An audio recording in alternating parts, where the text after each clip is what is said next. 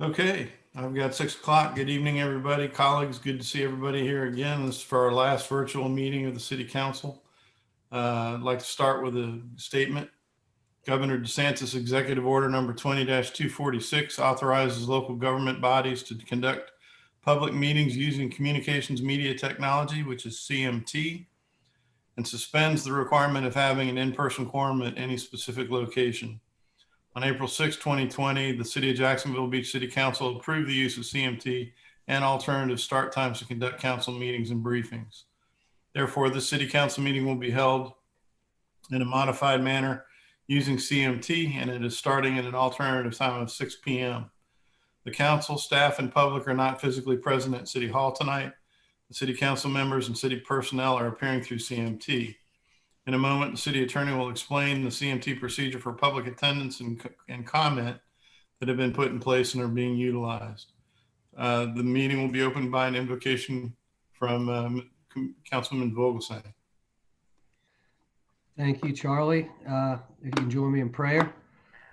Lord, please be with us tonight as we make decisions for the betterment of our community. Please bless those that serve our community and bless our military that serve the United States as a whole, both here and abroad.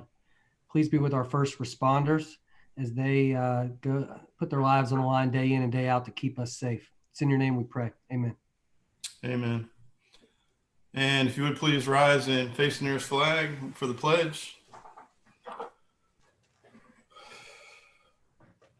I pledge allegiance to the flag of the United States of America and to the republic for which it stands, one nation, under God, indivisible, with liberty and justice for all.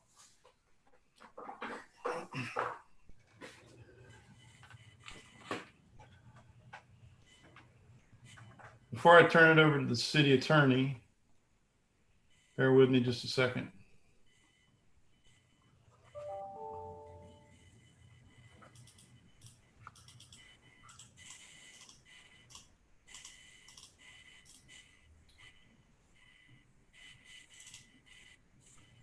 GP, are you on? Is Chief Smith on? I believe he is, but he's muted. Okay. Yes, sir, I'm on. GP, if you don't mind, I want to give a moment of silence for our fallen comrade today, and I'd like to ask you to take a minute to talk a little bit about Ernie and his contributions both to the country and to the city. Sure. Would you like to go first or would you like me to go first? Why don't you go first and then we'll have our moment of silence. Ernie and Kathy are both CPA members. I forget which class they came through. It was one of the more recent ones. She's a CPAA member and he was the vice president on the board. They both did, I believe it's 25 years in the United States Air Force where they met. They both retired together. They both reside here in Jacksonville Beach. 2 kids. I guess it was yesterday morning. He passed away due to probably some medical issues, some long-standing medical issues. And Kathy, his wife, is devastated. We are devastated. He was a great guy, very supportive of us, loved this city. So I'll ask you just keep you in his thoughts and prayers for all of those who get the volunteer emails or the CPAA emails. You should have got an announcement from Cam. Boy, go out. Thank you, GP. Appreciate it. If you would please join me in a moment of silence for both Ernie and Kathy.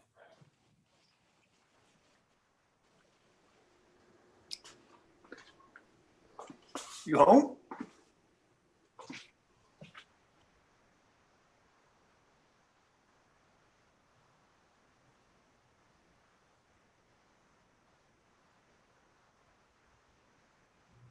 Thank you very much. This time I'd like to ask the city attorney to elaborate a little bit on the CMT procedures that we're using and the citizens' involvement. Chris? Thank you, Mayor. As we've done since March, we've provided the public with CMT options and instructions. And we've noticed the public on how they can attend, participate, view, and listen to council meetings. And we provided for tonight that they can attend on the City of Jacksonville Beach YouTube channel. and we provided a phone number where members of the public can dial in. We provided all that information for dial in. We also provided information for the hearing or speech impaired and the access numbers for those individuals. We again provided that members of the public can submit questions and comments concerning any scheduled agenda item or for courtesy of the floor portion of the agenda via an email to the city clerk, by US mail at City Hall, provided a drop-off box at the front of City Hall. And we just ask that any of the submissions be, that the submissions include a full name and address, and for city business owner, include the business name and address. We also prepared and provided a public comment submission form on the Jacksonville Beach website. Those submissions can be submitted, and those submissions can be submitted for any agenda action item or courtesy of the floor. Those will be read into the record. And we would request that the written comments are limited to 3 minutes of reading time. We also provided that the public can comment and attend via Zoom. We provided all of the information in terms of how to log on to the Zoom and access that platform. And also that any email addresses and online comment forms will remain open during the course of this meeting and can be read into the record up until 5 minutes before that particular agenda item, or that when the mayor calls courtesy of the floor. And I just would like to remind council members to refrain from utilizing reading or sending text messages or using other electronic devices to communicate with council members or non-council members during the meeting. Thank you, Mayor. Thank you, sir. Appreciate it, Chris. Okay, at this time, I'm going to call the meeting to order. Madam Clerk, can we get a roll call, please? Councilmember Doherty, Here. Councilmember Demott, Here. Councilmember Golding, Here. Councilmember Hoffman, Here. Councilmember Nichols, Here. Councilmember Vogelsang, Here. Mayor Latham. Here. And we're starting with item 193, please. I move that we approve the minutes of the council briefing held on September 1st, 2020. Second. Got a motion and a second. Any debate by the council? Seeing none, all in favor, please signify by saying aye. Aye. Any opposed? By your action, motion carries. And 194, please. I move that we approve the minutes of the regular council meeting held on September 21st, 2020. Second. Got a motion and second. Any debate from the council? Seeing none, all in favor, please signify by saying aye. Aye. Any opposed? By your action, the motion carries. Announcements. Who has announcements tonight? Ms. Golding. Thank you, Mayor. I just wanted to let everyone know that Beaches Watch had the Jacksonville Beach Candidate Forum last Thursday. And for all the voters out there that are wanting to learn about your Jacksonville Beach candidates on your ballot, you can go to beacheswatch.com and watch the candidate forum video. And also on that website, there are responses to questions that the candidates answered about Jacksonville Beach issues and the candidates' websites. So it's a great resource to learn about the candidates so that you can make an informed decision before you vote. And so I encourage everybody to visit the website and vote, please. Thank you. Thank you, ma'am. Mr. Nichols. Thank you. First, I'd like to wish our president and first lady a speedy recovery, and so they can get back to work. I mean, I think it's just very unfortunate things have gone the way they have, but I mean, just really concerned about their health, and I think everybody in the country should be. Secondly, I'd like to Chip Davis's Flounder Pounder fishing tournament is coming up later this month. I'm going to donate majority, if not all of my salary from being a council person to the Jacksonville School of Autism, and his which is the 501c3 that the Flounder Pounder raises money for. So Chip Davis has done an amazing job through the years with this, and it's really just impacted a great deal of people in our community. And I wish everybody would take a look at it and consider supporting that nonprofit. Thank you, sir. Appreciate it. Mr. Doherty. Oh, okay. Thank you. I'd just like to take a minute to thank you, Mayor Latham, for lifting the business restrictions in our city. I've talked with several business owners who have noted that their business has increased over the past couple of weeks. You've probably saved about 400 or 500 jobs of local residents. And, you know, it's not just bars and restaurants that have been affected, it's retail, it's our hotels, and it's all the suppliers that go along with that. So, you know, the businesses are still being proactive as far as trying to curtail the spread of the virus. I've noticed that a lot of the employees are still wearing masks. A lot of the places are still have their tables spaced. A lot of places are still trying to promote outdoor seating. So I did have concerns as to how people would react when the restrictions were lifted.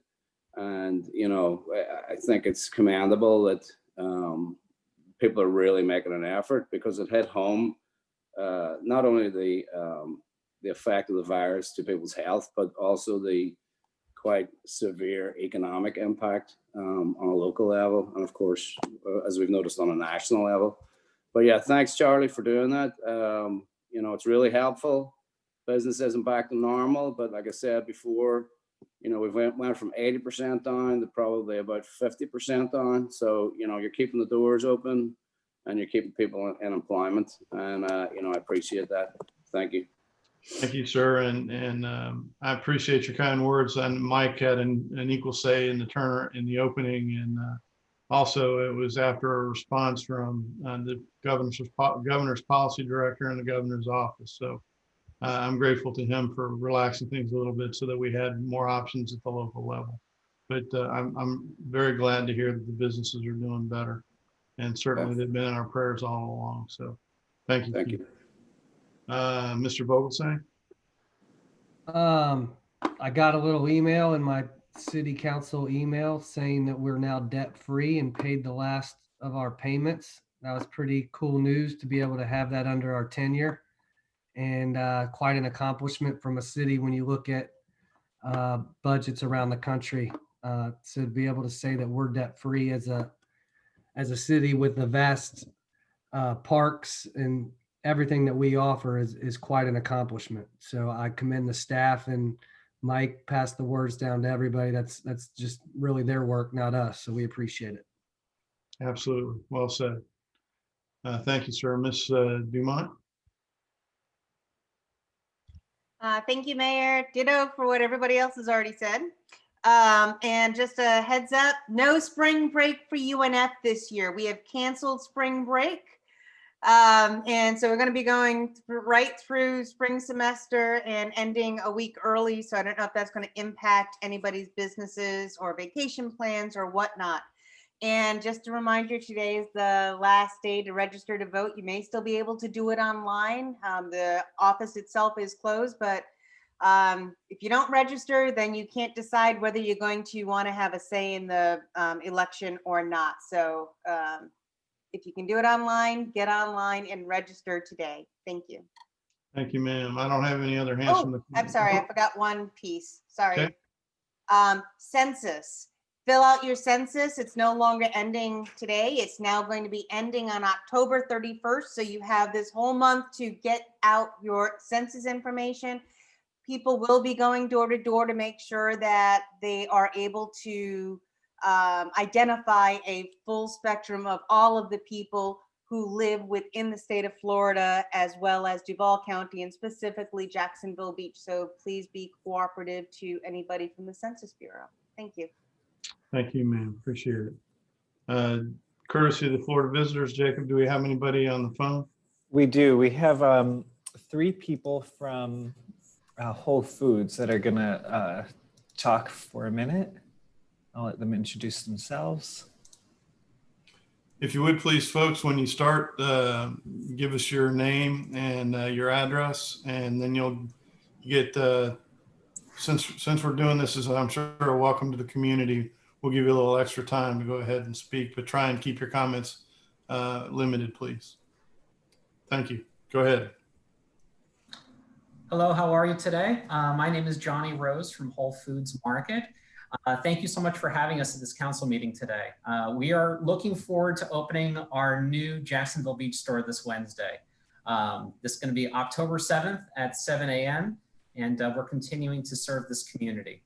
This store, which is our 29th in Florida and 2nd in Duval County, celebrates Jacksonville Beach from the decor to product mix. And right now, I'd like to introduce you to our regional vice presidents of Whole Foods Market Florida region. We have Paula DeMeglio and Thea Ermavlich Hayek. Hello, everyone, and thank you so much for giving us this time. It is very generous and pleasure to meet you all on the Zoom and pleasure to meet you, Mr. Mayor. My name is Paula DeMeglio. I've been with Whole Foods Market about 19 years now, and I am the Vice President of Operations. So I oversee all the stores, also the operations of the stores, including hiring, customer experience, taking care of any of those things that that comes up here and there, especially risk management. That's my wheelhouse, and my partner is Thea Ermavlich Hayek. So we're super excited that you've given us this opportunity to just say hello. We'd love an opportunity if you want to come in and see the store. We'd love to take you around. Just let us know. I'm going to be here for the next couple of weeks, and I have fallen in love with the Jacksonville Beach community already. I think I want to buy something up here. Super excited to be here, and thank you again for this time. Thea? We love you back, Paula. Yeah, sure. Good evening, everybody. So nice to meet you. I'm Thea Ermavlich Hayek, one of the regional vice presidents in the Florida region. Really excited to meet you all and to be a part of your meeting today. Congratulations on being debt-free, and loved all the good energy you shared amongst each other at the beginning of your meeting. So thank you for letting us be a part of that.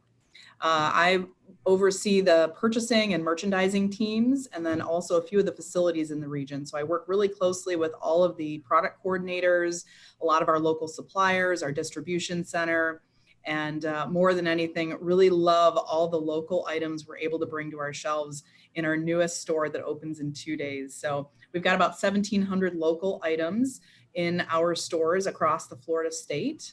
And a good portion of them you will find on the shelves here. So we love our local suppliers, love getting to know a new community, and really, really proud of what we think the store will bring to the community this week. Would love to have you in and show you around anytime. And thanks for your time. I'll hand it back over to Johnny. And again, my name is Johnny Rose. Thank you, Thea. Thank you, Paula, for joining. So my role is Senior Marketing Specialist for the state of Florida. So this is going to be our 29th store, which we're so excited about. So I handle community engagement for the entire state. And I wanted to go ahead and share with you as well some of our top priorities, as obviously our top priority remains the health and safety of our team members, customers, and partners. So we're taking all necessary steps to ensure safety on opening day and beyond. These measures include operating under social distancing guidelines, using crowd control measures to limit the capacity of customers in a store at any given time, performing enhanced cleaning and sanitation procedures, temperature checking our team members and other third-party individuals working in the store, providing face masks to our team members and to customers who do not have their own face covering. Business hours are 8 a.m. to 9 p.m. 7 days a week. Every Friday, we're opening at 7 a.m. until 8 a.m. for guests 60 plus, at high risk, or with disabilities. On opening day, Wednesday, the 7th, we'll also have attendants helping direct traffic and helping customers where to park. We again appreciate your support and partnership through this entire process. We can't wait to see you on Wednesday and every day shopping for the highest quality natural and organic products at Whole Foods Market, Jacksonville Beach. Johnny, Paula, and Thea, thank you very much for being here with us tonight. Thank you for investing in our community. I think I speak on behalf of all the council members as well as most of the community. They're very excited about you opening a new store in Jacksonville Beach. And I spent a lot of time in Tallahassee, and I've been to the Tallahassee Fresh Market, I'm sorry, Whole Foods quite regularly to get dinners on the go. And it's absolutely fantastic. So we're looking forward to having a successful show for you guys. And if we can be of any help, don't hesitate to reach out to us as well. So thank you. Thank you. Enjoy the rest of your meeting and have a meaningful night. You too. Thank you. Jacob, do you have anybody else on the phone? Nobody else. Okay, thank you, Madam Clerk. Any letters to be read? No, sir. Okay, thank you. We're going to then move on to agenda item 195. I move that we approve the amendment to the city attorney employment agreement. Second. Got a motion and a second, and since Mr. Vogelsang is the person who negotiated this agreement, unless you have any objection, city manager, I'll go ahead and let him just brief us on your negotiations. No objection. I had a great meeting with Chris going through. I pulled quite a bit of information that I openly shared with Chris with regard to different communities across the state, cities across the state, salary comparisons for solo attorneys representing different organizations. I also pulled our past legal budgets for the last 10, well, I didn't, but I was provided with the help of city staff, past legal budgets with where we were before. Having outside counsel versus our spending now having Chris in counsel. We're in a little bit of a transition period. So our legal expenses are a little high compared to last year and the year before because we had the overlap where Chris came in and we were still using Denise and Mark's Gray for quite a bit of stuff. So what I kind of did was took the numbers from 2020 and only looked at the last 6 months. And if you look at the last 6 months versus that first 3 months of 2020 where we had the overlap, we're just a bit even as far as legal expenses go once you factor in his legal assistant expenses, which is, I think, when you look and read the employee reviews, and looking into everything that Chris is doing on behalf of this city, I think it's obviously a no-brainer to have him. And I think it warranted the bump in his salary. And essentially where we ended up was 160 puts him on par with the raise that our city manager got. 159 would have been the 6% raise. So we made it an even 160. And that was in concession to Chris, and props to him for being willing to come down after we shared. I mean, it was a tough conversation, but I want to keep it was an effort to keep our legal budget in the same, close to where it was before. And then as savings come in, I think we can have more discussions about where Chris's salary goes. Obviously that's not for me, I won't be here, but really my mindset was right now we're on par with budget. The 160 was budgeted by staff. So that was kind of what we were looking at, was along the same lines of the raise that Mike got. I think it's important to do the $500 a month for his certification because it's an important aspect of something that he maintains and worked hard to get. And I don't think the $500 a month is overwhelming. And we're still within budget after talking with Jacob with regard to where we are on budget. So I think that it was warranted. And then his salary is on par with numerous other cities. I'm happy to answer questions. I don't want to get too much in the weeds. I pulled a lot. I probably had 150 pages of information that me and Chris went through and talked to for a lengthy period of time in comparisons. I'm happy to answer questions and talk more detail about that if you guys have questions. Okay, good. Thank you, sir. Let's go ahead and take a motion first. Oh, we did already. Let's go ahead then and open the floor to the council for debate. And Ms. Golding, you're recognized. Thank you, Mayor, and thank you, Phil, for doing all the work that you did. I very much appreciated. There's a few things I just wanted to bring up. First of all, I mentioned this in the briefing, and I'd like to revisit it again because I did a little bit of research since our briefing, and I've talked to other cities who have in-house city attorneys, and I'd like for us to look at how we are doing our evaluation process going forward.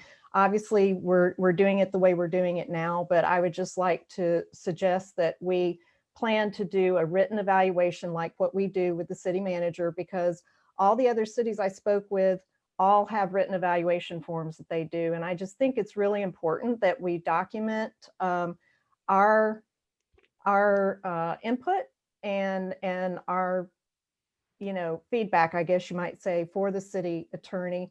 I think that's necessary for each year just to show where the council stands and with regard to his performance, and just to have that documented.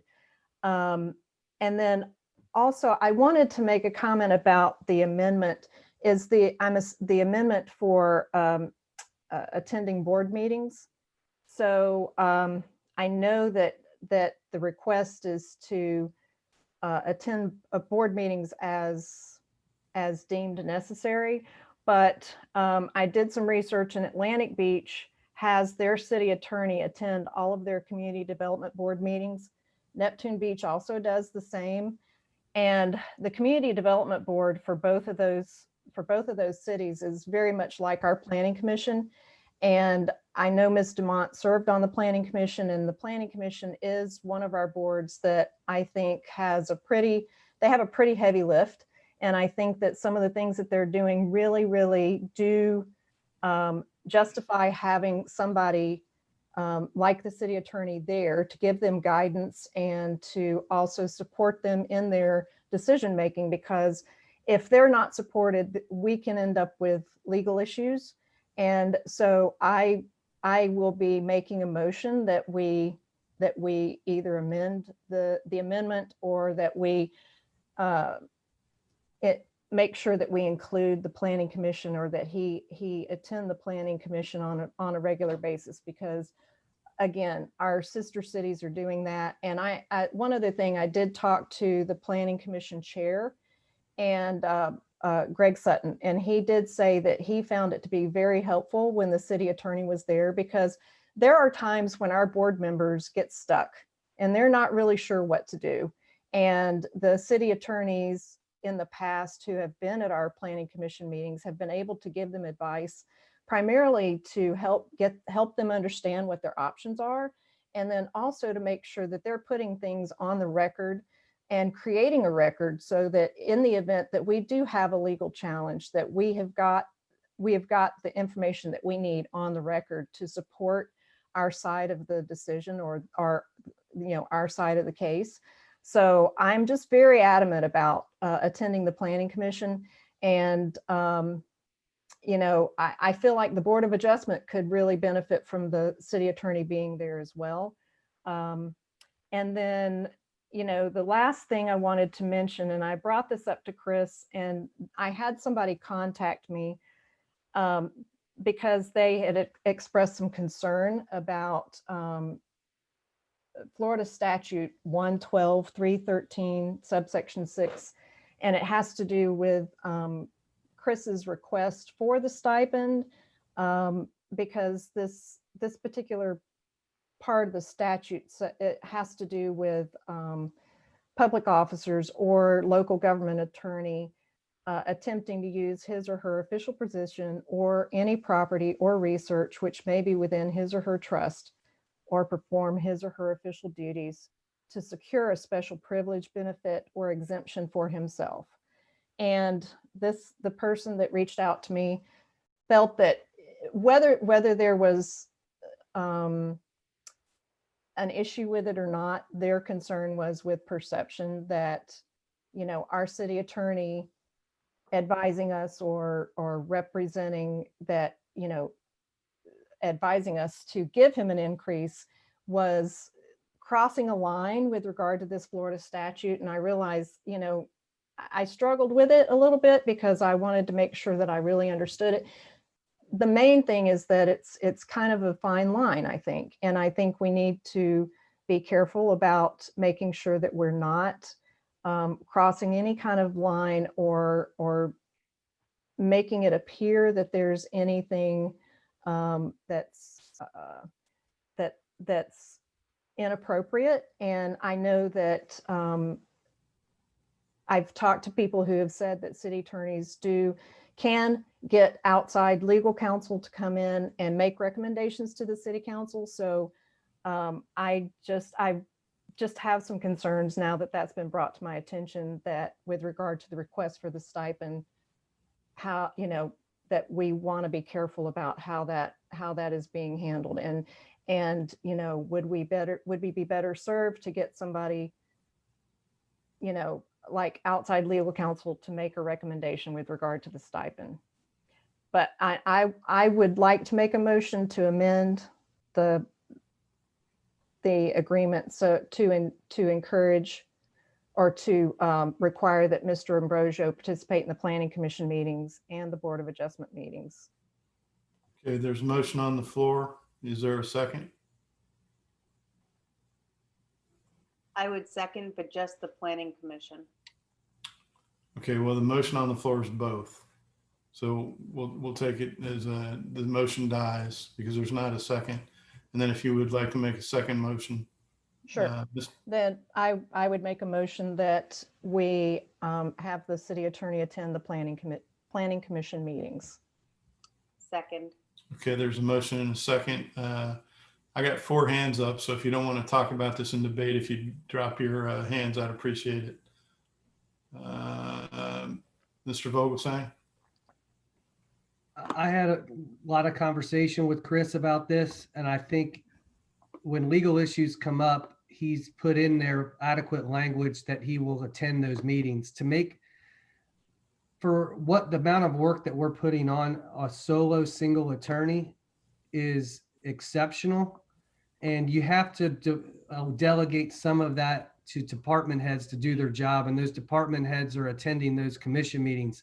And it's also, they also come to Chris for advice heading into those meetings. Now, if it's a hot button topic, as Chris indicates in his thing, he understands that he needs to go because something might come up. But those department heads can be adequately prepped to handle those issues. You got to think about everything that's being brought to him. We have sanitation, which these other attorneys aren't dealing with. We have Beaches Energy, which these other attorneys aren't dealing with. We have several other departments that falls under Chris's umbrella to draft, manage the department heads, handle all their inquiries and do all of that. So then to ask Chris to stay how many ever times a month for the planning commission or the board of adjustment, we're talking that he has to stay then an additional how many hours after work when he's on salary, not getting paid extra to do that, and already coming in early, working on weekends, which we talked about in our meeting together.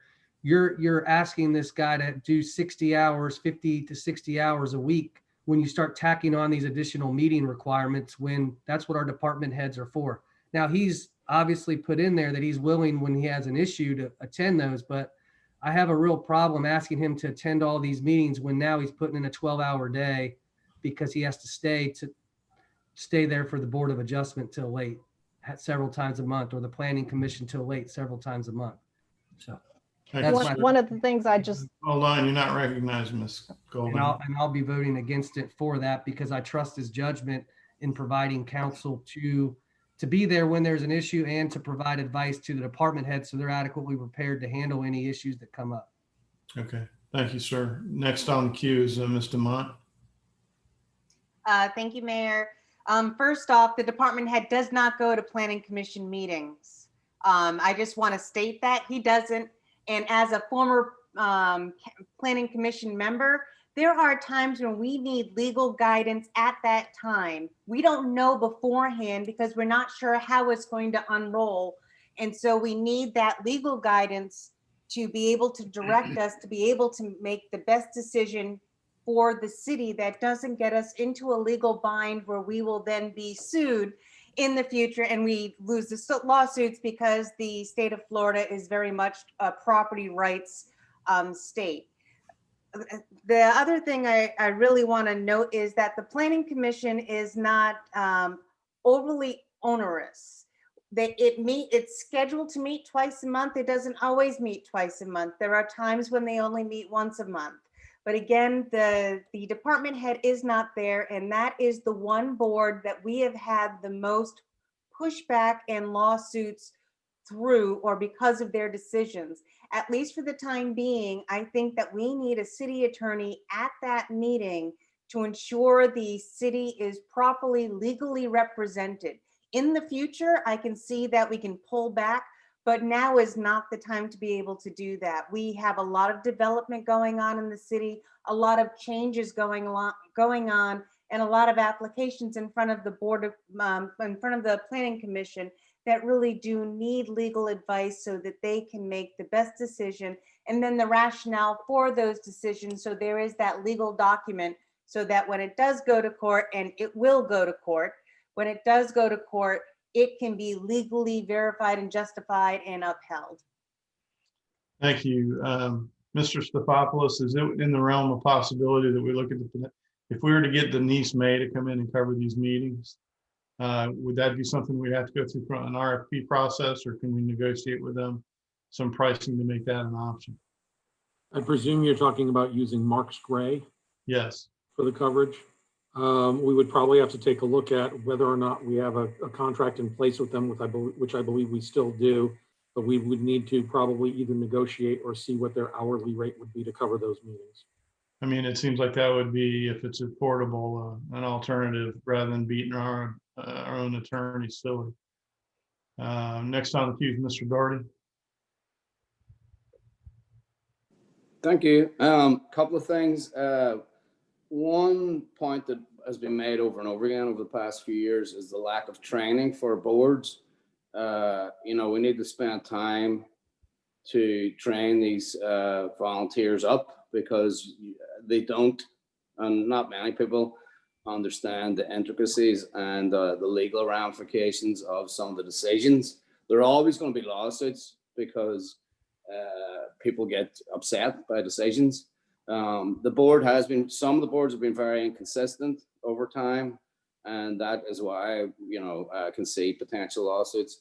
But regarding the matter at hand tonight, I think it would be prudent if we are going to insist on this change, that Phil and Chris go back to the drawing board, because essentially we are changing this employment agreement. I think we should give Chris the opportunity to put a price on this. If we're going to insist that he makes or he attends every meeting, then we're going to have to offer a financial, not incentive, an essential compensation for these meetings. I do agree that it is important to have legal representation there. And if Chris agrees to it and we come to the right price, then we should go forward. You know, that's it. Thank you. Thank you, sir. Ms. Golding. Yeah, I would just like to follow up. So some things that I meant to mention, but I neglected to mention, was that that we, oh, now I lost my train of thought. You want me to come back to you? Got one more.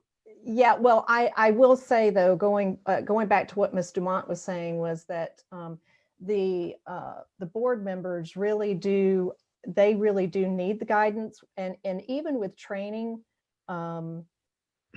it can be rather difficult, I think. I mean, I've watched the meetings, or I've sat in on the meetings, and I can see we have several new members on the Planning Commission. I think, I mean, even training them is a great start, but there's some degree, I know what the comment was I was going to mention is, a lot of times what I see, and I think what ends up happening, is that the applicants that come before the Planning Commission, they're attorneys. So you've got an attorney on one side, but we don't have an attorney on the other side. And we've got our planning commissioners who are sitting there trying to do the best that they can do. If we had an attorney on our side, I feel that we would be, I mean, and certainly considering the fact that, you know, we do, you know, we're expecting a lot from our planning commissioners. So I just feel like we are really putting them in a very difficult situation when and like I said, a lot of the applicants that come before the Planning Commission are attorneys. So they're at a disadvantage. Our Planning Commission is at a disadvantage. And I really think that, like Ms. Dumont said, maybe it's for now to try to make sure that we are giving them the support that they need, and they are learning the things that, you know, from each meeting, what they can and can't do. And then at some point, if Chris feels that the Planning Commission is in a position where they really understand what they can do, and then maybe he can step back. But I just really feel that it's important for us to have that kind of support for the Planning Commission. Thank you, ma'am. Mr. Nichols. I guess my main question is, if it's a complex issue that's in front of the planning committee, are we going to expect our city attorney to make a a legal judgment then, wouldn't he typically go back and review it the next day and we would hold that decision anyway? I just don't see him necessarily making those decisions at that time. And if we're going to go and outsource this, my guess is we're going to have a 4-hour minimum at about, $200 to $300 an hour, maybe $200 an hour. So that's $800 each time. So are we going to give him an extra $20,000 in his salary in order to cover this?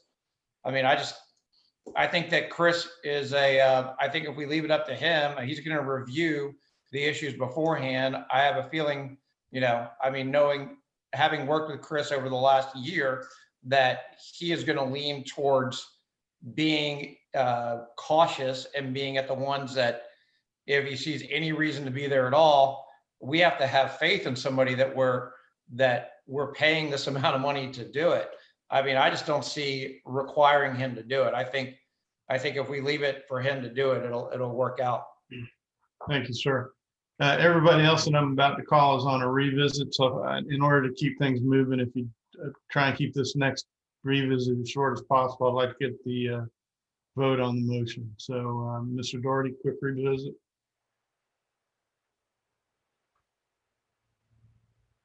You're on mute. Quick point. With regard to Chris asking for things, I mean, that's the point of labor negotiations. He's going to ask for things. I've never heard anybody ask for less pay. So of course there's always a financial angle to negotiating, contracts. But we'll see how this amended vote goes. But I would also like to make a motion to table this if the majority of the council want to actually make this mandatory as part of his contract. I'm just throwing that out there. Okay. Mr. Vogelsang? Again, if there's 8 pool variances, Chris doesn't need to go. If JWB has a variance, it's a hot button issue where they want to turn 2 houses into 8 condos, then Chris would attend. But I don't see, it's a judgment call as an attorney. The agenda's in advance. There's no reason to require him to be there. If there's an issue that he thinks that he needs to advise the commission on, then he's there to advise the commission. And that's what he can, at least as the acting attorney for the city, I trust his judgment. I don't need to require him to be there for 8 pool variances. So I'm not going to vote for this. Thank you, sir. Mr. Mott, quick wrap up. Yeah, thank you. The Planning Commission doesn't deal with variances. That's the Board of Adjustments. We're not requiring him to go for variances.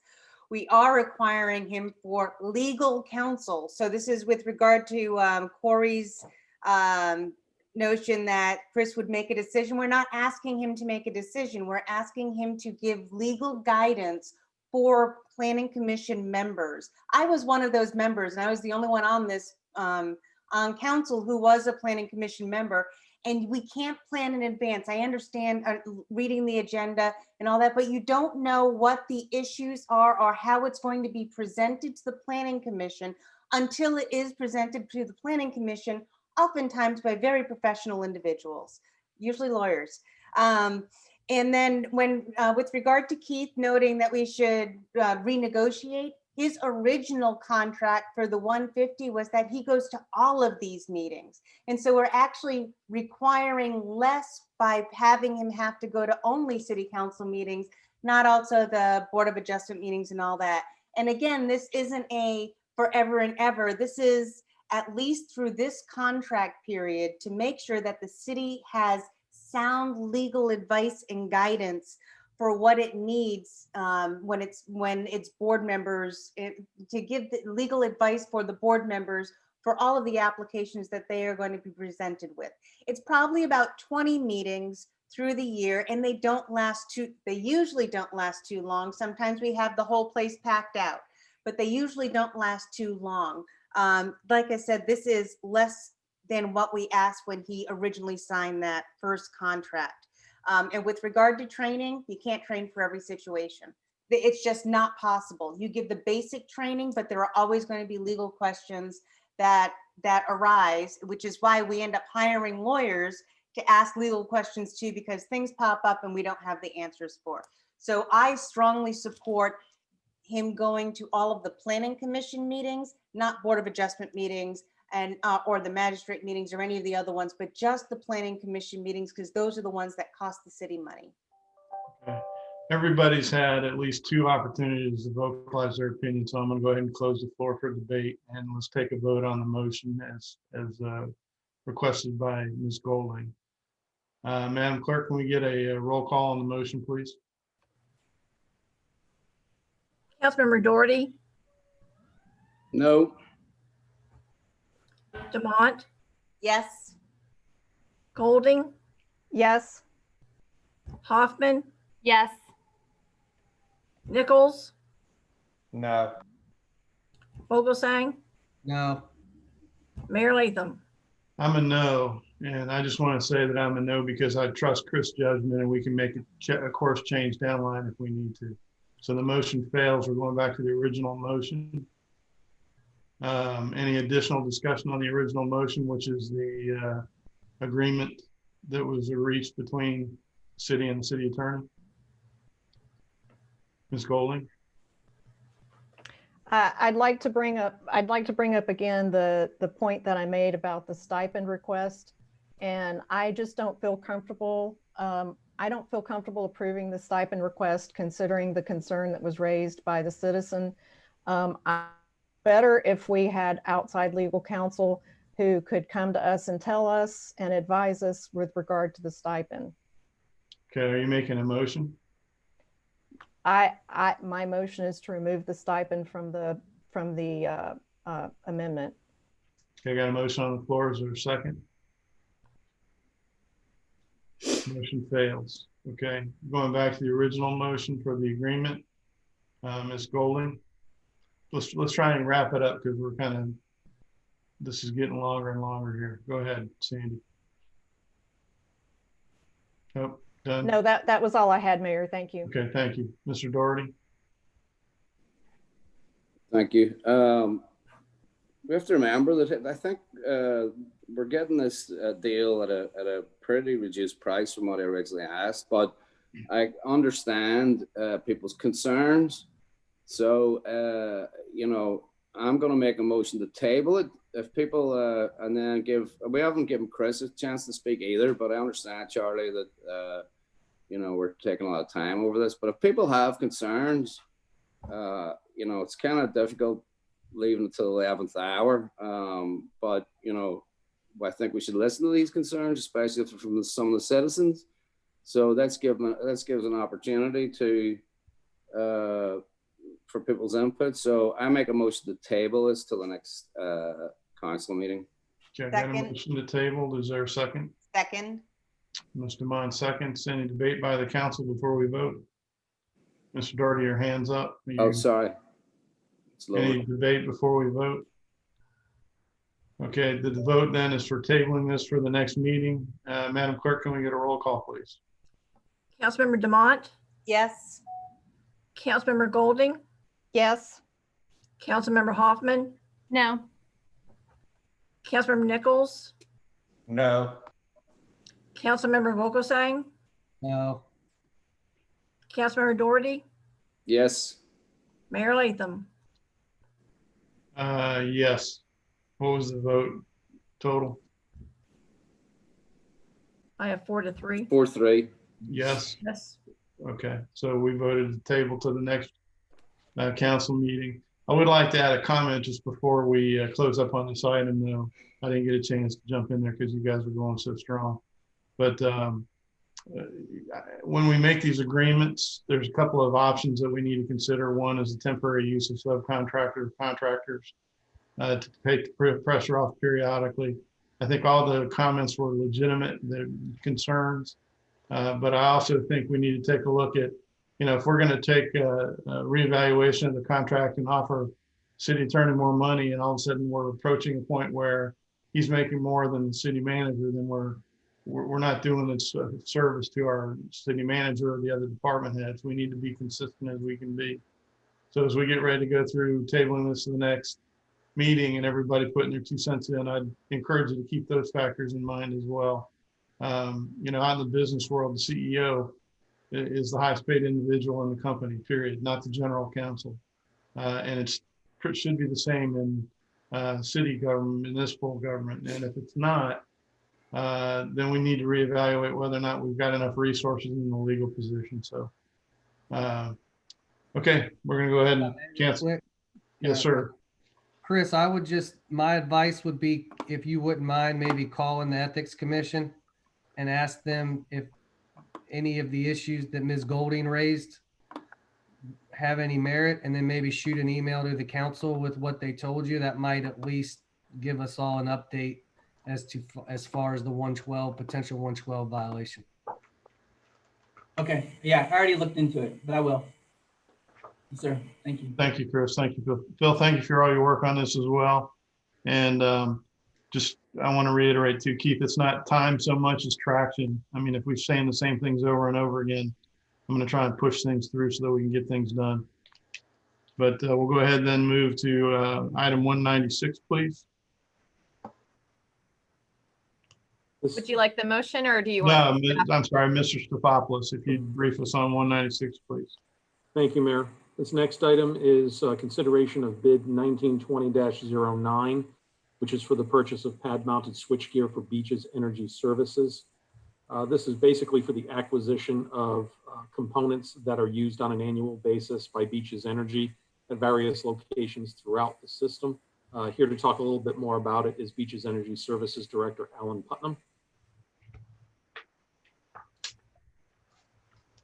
Hi, Alan. I'm here. Hold on. I can't get on the camera, but you can hear me. This is equipment we use to sectionalize our system. So you might have an outage somewhere, and this allows us to switch it out so you actually can lower the number of customers affected while we effect repairs. We come back every 3 years for these. We've standardized a little bit more on some certain equipment this time, and Trayer came back as the lowest responsive bidder, and no exceptions. So generally, we anticipate installing 6 to 8 of these per year. And you have the motion in front of you. Thank you, sir. Thank you. Madam Mayor Pro Tem, if you could please read.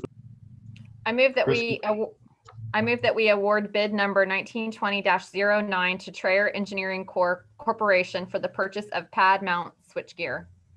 Second. Got a motion and second, opening the floor for discussion or debate.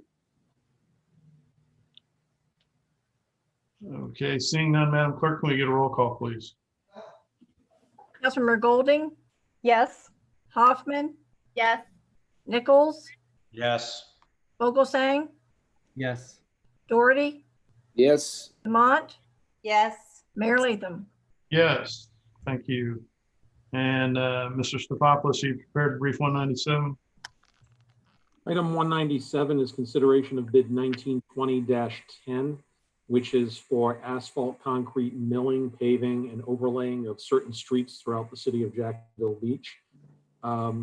There's basically 5 different bid items which represent different areas across the city.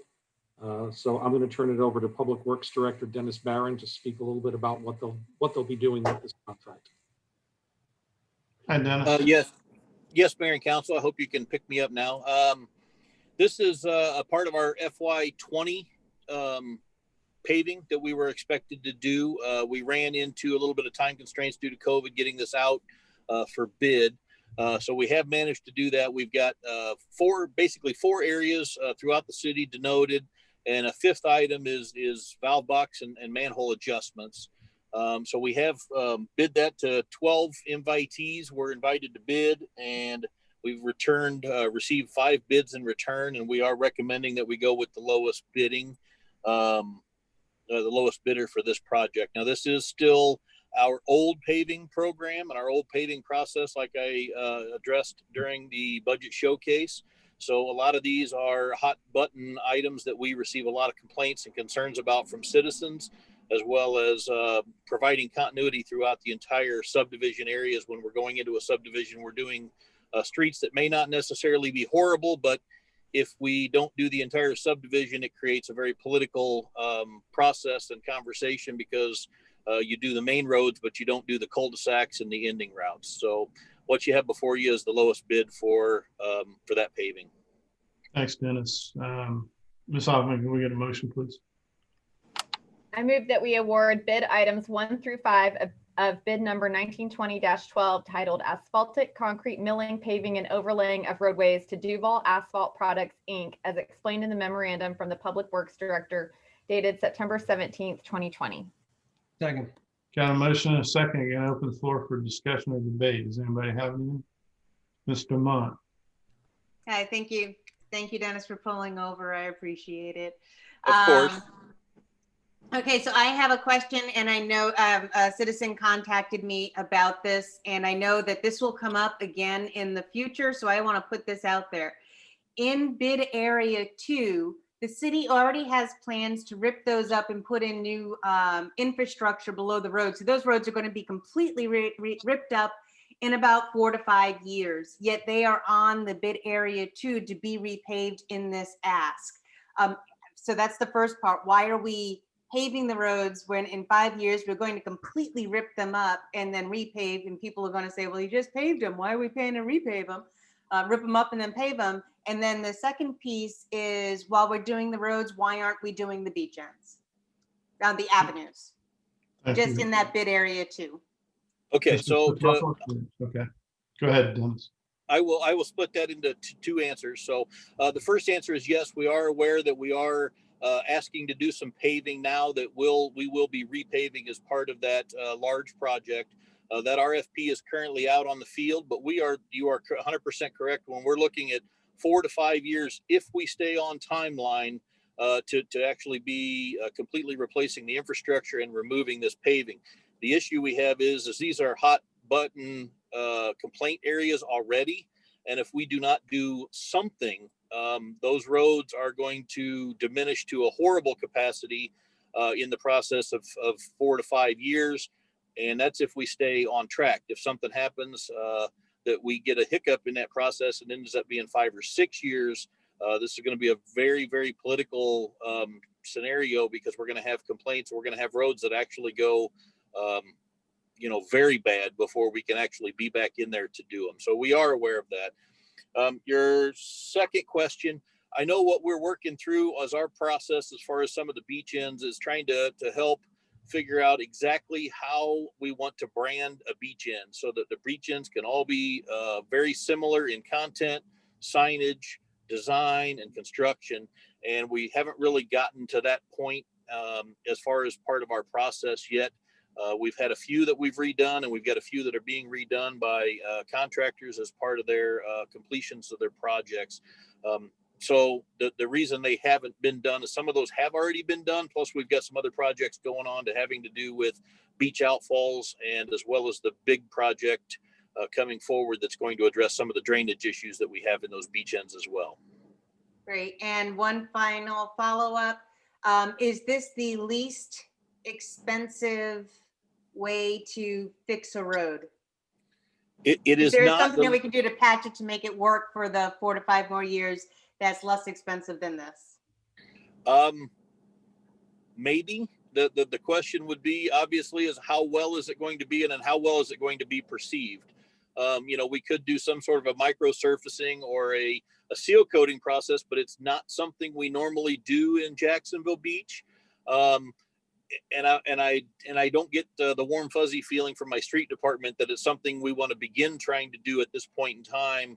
It would be a Band-Aid, and unfortunately, I think we might have the same exact roadway conditions in 2 years.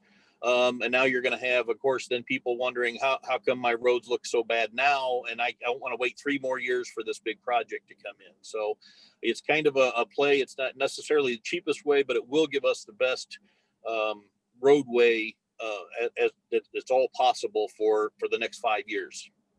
Okay, thank you. Because I was looking at the bids in your contract bids, and it's the same type of work that's being done in areas like Riptide, where we're not going to be ripping up the streets. That's why I asked that. They're getting the same level of road, but one's getting ripped up in 5 years, and the other one's still going to be driven on. So thank you for your answers. Yes, thank you. Thank you, ma'am, and thank you, Dennis. I have one more from Mr. Doherty. Yeah, I mean, this is, it is a hot button item, but with regards to bid area 2 as well, I mean, the residents down there have had an absolute nightmare with the really substandard job that Petticoat Smith have been doing over the past year. Horrendous job, making their lives a living nightmare. And so this is more work in the same area, causing more inconvenience. The question I have is, and again, I've been bringing this up for about 7 years. I don't see any liquidated damages in there for the company going over time, and there's no, I also don't see a completion time. Dennis, maybe you could tell me how long this will take. And again, it's just a general point. We need to start holding these contractors more accountable. We're paying them top dollar. And really, the standard of work recently, well, it may be good, it's just taken far too long. So how long will this project take? Okay, so for the actual paving that's going to be done, this will be a very short time frame item. This is going to be something they're going to be able to get in and out.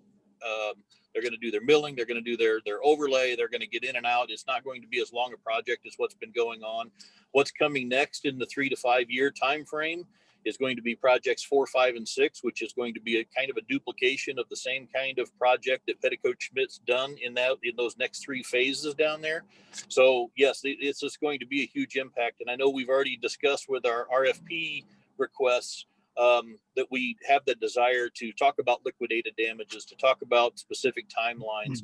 And it wasn't necessarily put forth in this just because this is just like our normal paving process. Once this contract is awarded, we'll give them the green light. I can't give you a time frame to say that it'll be 2 weeks or a month, but they're gonna bring us in immediately and get us on the schedule as soon as we have this approval. And I can be able to give you a better idea probably within the next couple of weeks as to what kind of time frame we're talking about. And they're going to come into town and they're going to do a whole bunch of this and they're going to get out. So it's going to be a very short completion time frame from the time they come in. Okay, thank you, sir. Thank you both. Appreciate it. Any last minute debate before we take this item to the floor or to vote? Okay, Madam Clerk, can we get a roll call, please? Councilmember Hoffman, Yes. Nichols, Yes. Vogelsang, Yes. Doherty, Yes. Demott, Yes. Golding, Yes. Mayor Latham. Yes. And Madam Clerk, can we please get resolution number, would you please read resolution number 2067-2020 by title only, please? Okay. A resolution by the City Council of the City of Jacksonville Beach, Florida, amending the City of Jacksonville Beach position classification and pay plan for managerial, professional, and administrative non-union positions, effective October 5th, 2020. Thank you, ma'am. And we'll go ahead and take a motion. Ms. Hoffman. I move that we adopt resolution number 2067-2020, amending the position classification and pay plan for managerial, professional, administrative, and unclassified non-union positions effective October 5th, 2020, which reclassifies and establishes positions within the Public Works Department due to a reorganization of the department and establishes a Community Redevelopment Agency program manager position in the Planning and Development Department. Second. Got a motion and a second. Mr. Stefopoulos, would you like to brief us on this? Yes, this resolution is effectively addressing 2 different personnel needs in 2 different departments. You may recall during the budgeting process for this year that we are adding a new position to support the CRA, and that position is a CRA program manager. While the funds were included within the budget that was recently adopted, the actual pay plan needs to be amended to reflect that new job description. The second is with regards to the Public Works Department. At one of our previous council briefings, council heard from Public Works Director Barron as to the proposed restructure of that department. In restructuring the department changes both title and job description of a handful of positions. So this resolution effectively modifies the pay plan in order to encapsulate changes to those 2 departments. Thank you, sir. Any questions or debate by the council? Seems pretty standard. Okay, Madam Clerk, can we get a roll call, please? Councilmembers Nichols, Yes. Vogelsang, Yes. Doherty, Yeah, yes. Demont, Yes. Golding, Yes. Hoffman, Yes. Mayor Latham. Yes. And Madam Clerk,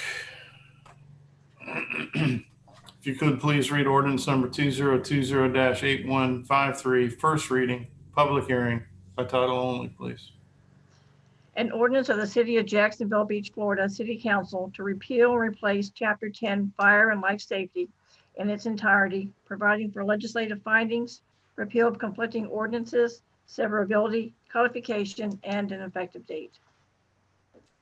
Thank you, ma'am. And as a reminder, this is ordinance before the council for a public hearing and consideration on its second reading. I'm now going to open the floor to public hearing for ordinance number 2020-8153.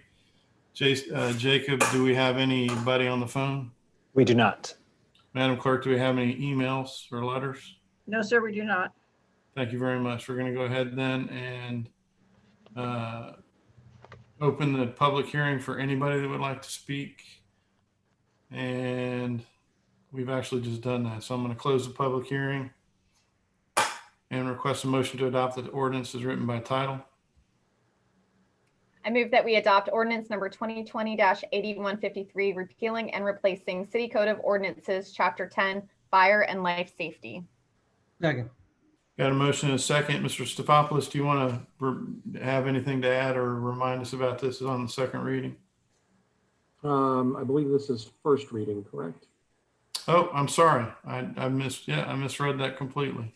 Well, the reason that you thought it was second reading is because this is another item that was recently discussed with City Council at a briefing.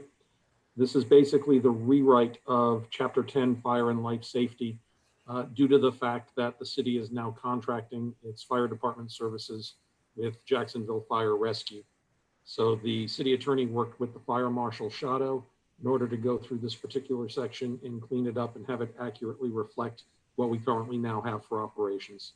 And I'm sure that Chris and I'm not sure if Steve is on the line, but we're here to answer any questions you might have. Thank you, sir. Ms. Golding? Thank you, Mayor. Chris and I had some discussions about this earlier and just wanted to see if you could give me some updates, Chris, with regard to the reference to the FFPC and the additions, the specific additions. I know it would make your life much easier if you don't have to update the ordinance every time the FFPC addition changes. So I was just wondering if you were able to determine, is there any way to reference that in a way that you wouldn't have to change the ordinance every time? Yes, so we're gonna make just 2 Scrivener error corrections that won't necessarily change the ability for this ordinance to go from first reading to second reading. But for clarification on codes adopted, that's on section 10-3.03. And Steve and I spoke about this, and the way that we need to do it, and I think Steve recommends we do this, is that it's intended for, at the state level, it's intended that local fire marshals will review the FFPC, Florida Fire Prevention Code, on a 3-year basis. And that 3-year cycle is common, and it's expected that local marshals will, every 3rd year, when the new edition comes out, that it's reviewed, and then the code, the municipality's code, should be reviewed at that same time as well. And so this is on a 3-year cycle, and we didn't feel that we should include in the code that the wording of the current edition of the FFPC shall be adopted in its entirety. Rather, we feel like we should go through the 3-year cycle and account for it in our code when we look at and revise our code. Is that right, Steve? Yeah, what the code wants, what the state wants, is they want your whole fire safety thing to be looked at and reviewed by council. Because inside our code, we have not variations, but not everything inside our code is in there. We have a stronger fire sprinkler ordinance and things like that. So it's all supposed to be every 3 years along when we adopt the code. It's all supposed to have, like we're going through now, just a public hearing with the code out there where everybody has a chance to come if they don't like something in the code, that they have their voice, or if the public wants to change it, it's available to them to do that Okay. instead of just automatic. Yeah, I just wanted to make sure we weren't creating extra work. And then in section 10.3-16, subsection 1, that lists the, it has a list with regard to the automatic sprinkler systems. Yes, ma'am. Are all of those things required, or is that only one thing is required, or is there? The breakdown in there is what it shows inside there with the sprinkler code and ordinance. It goes, yes, it gives you some exemptions on the closet space. You don't have to sprinkler. The buildings that do have to be sprinklered and everything. The only thing that's a little different there in our code, all those are already covered in the sprinkler code by the state, except for them, it's 12,000 square feet for a certain facilities to be sprinklered, where we have our is 7,000 square feet. That's the big change, and the advantage that we have is less size needs to be sprinkler. That's a big plus in our city. Helps keeps the fire reductions down. And we're going to add a few words to that, to 10-3.161, to show that all of those are included. So it's all of the following new buildings and existing buildings. Okay. Right. All right. Thank you. Those are all the questions I had.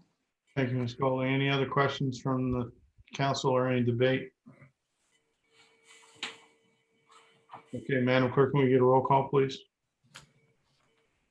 Councilmembers Vogelsang, Yes. you're on mute. Councilmember Vogelsang, Yes. Doherty, Yes. Lamont, Yes. Golding, Yes. Hoffman, Yes. Nichols, Yes. Mayor Latham. Yes.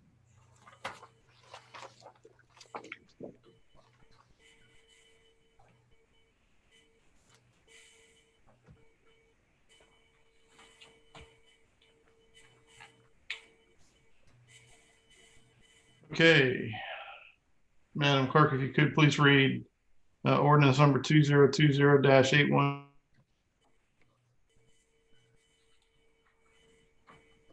Charlie, you 5-4, froze. first reading by title only, please.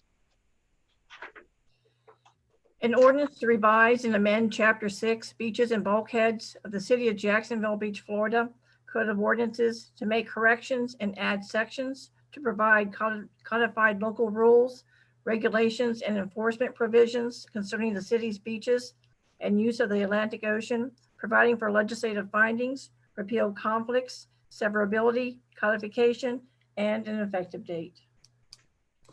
Thank you, ma'am. This ordinance is before the council for a public hearing and consideration on its first reading.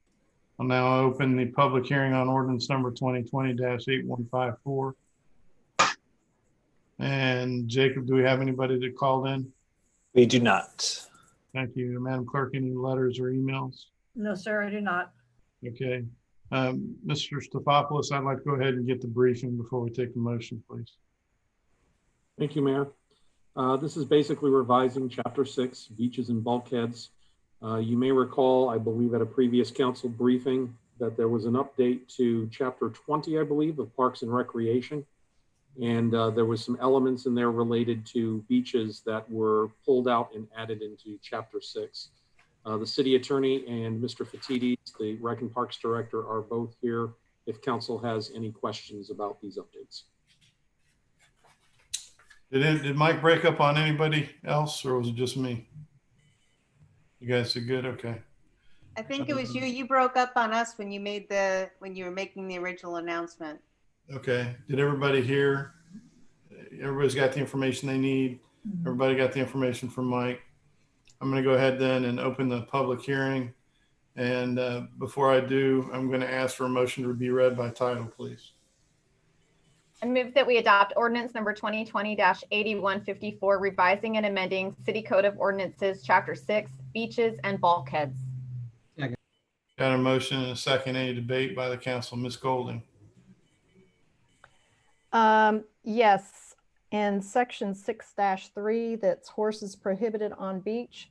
I just wanted to share that I looked in Atlantic Beach's code. Actually, that section is not quite so specific. I mean, as far as the title goes, and they actually state that it's unlawful for any person to have or allow horses, mules, cows, cattle, chickens, poultry, or goats on the ocean beach. And I know that sounds kind of strange, but I really think we need to change our section to say that, because I had somebody reach out to me a year or two ago, and they told me that there was a goat on our beach. Believe it or not, somebody took their pet goat to our beach, and I'm just not really sure that we want goats on our beach. And then because we are allowing hens in Jack's Beach now, I don't know that we want hens to be taken to the beach either. So rather than just restricting horses, I would like to recommend that we consider adding these other animals in like Atlantic Beach does. So I would just make that suggestion. I don't know that we need to amend it, but maybe for the next round, we could add that in there. Do you have any thoughts on that, Chris?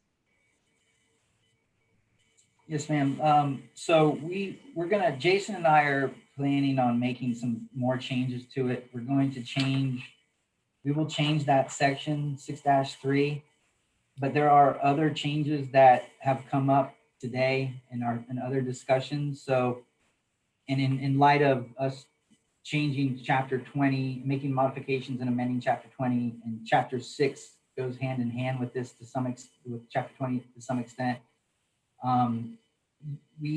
That's not the only section where there will be changes. So I might suggest that council just, if you approve this on first reading, approve it knowing that upon the second reading we'll have changes in it. Or you could disapprove this draft of the ordinance, and then we could raise it for first reading on October 19th. Well, how about if we just table it, Chris? Yes, sir. You can table it, absolutely, and we'll make the corrections and bring it back. And this was meant to be read hand in hand with chapter 20 anyhow, but there was just a snafu about chapter 20 getting on for this agenda. So it'll be good if we table it for the 19th, Mayor. Okay, then I move that we table this to the next meeting then. Motion to table. Do we have a second? Second. Yeah, okay, we got a second. Any discussion on the council about this item? Mr. Doherty, is your hand up, or is that the leftover? Yeah, well, I mean, I just said it because I was thinking of getting an emotional support goat, and you know, I would like to know what's wrong with goats. But yeah, I mean, I see why horses are prohibited. But I in all seriousness, I had a question just regarding our jurisdiction. How far out into the ocean can we set regulations? Because I know there's state and then federal. So I don't know if anybody knows that answer, but if anybody knows, I'd like to know. Isn't it 3 miles? Is the right? It's miles. I'm not sure the exact number, but I know it's miles. It's 3. And Mayor, you're probably the most experienced with the ocean than any of us. But well, the Navy did. But I think it's 3 miles federal. Once you go up past 3 miles, 3 miles is coastal waters, and then it goes to open ocean after 3, and that's where the municipality, my understanding is the municipality remains intact through the 3 mile limit. So is this regulation? It doesn't contradict anything with the state regulation, correct? Correct. All right, thank you. Okay, so we got a motion on the floor to table, and Chris, your hand is up. Did you want to say something before we vote on the motion? No, lower. Okay, thank you. In that case, this is a vote to table. All in favor, please signify by saying aye. Aye. Aye. Any opposed? By your action, motion carries. Will be tabled for the next scheduled council meeting. Does that give you enough time, Chris? Next Yes, schedule. sir. Okay. Yeah, I'm already working on it. We're good. Thank you, Mayor. Sure. City manager, city attorney, do you have anything to add tonight before we adjourn? I have nothing. Thank you. Thank you, sir. Mr. Attorney? No, sir, thank you. Nothing to add? No, sir, thank you. Thank you. This meeting is adjourned. Hope you all have a great night. Thank you very much.